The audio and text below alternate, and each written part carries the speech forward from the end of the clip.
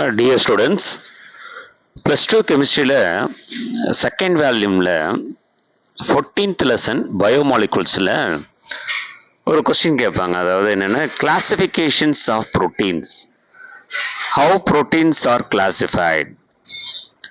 ஒரு ஸ்ட்ரக்சரை பேஸ் பண்ணி எப்படி கிளாசிஃபிகேஷன் பண்ணலாம் அப்படின்னா, ஒன்று ஃபைப்ரஸ் புரோட்டீன்ஸ், இன்னொன்று குளோபுலர் புரோட்டீன்ஸ். ஃபைப்ரஸ் புரோட்டீன்ஸ்னா என்ன சார்? இது ஒரு லீனியர் மாலிகுல், வாட்டர்ல இன்சாலிபிள். இது டைசல்ஃபைட் பிரிட்ஜஸ் இருக்கும் and weak intermolecular hydrogen bonds இருக்கும்.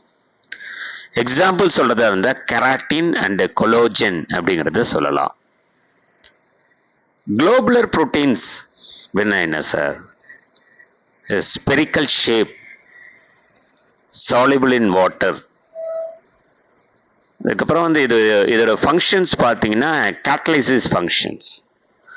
எக்ஸாம்பிள் மயோகுளோபின் அண்ட் இன்சுலின், இதை சொல்லலாம்.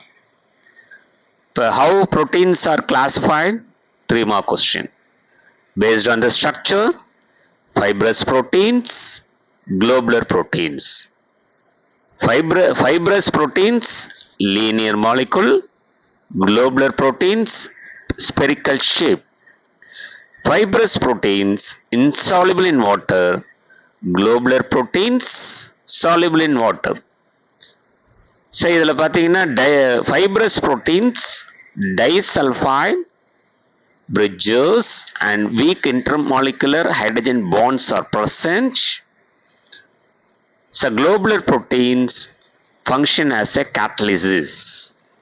Example for fibrous proteins: keratin, collagen. Globular proteins myoglobin and insulin. இப்போ ப்ரோட்டீன்ஸை ஸ்ட்ரக்சர்ஸை பேஸ் பண்ணி 2 வகையாக நம்ம பிரிக்கலாம். சரிங்களா?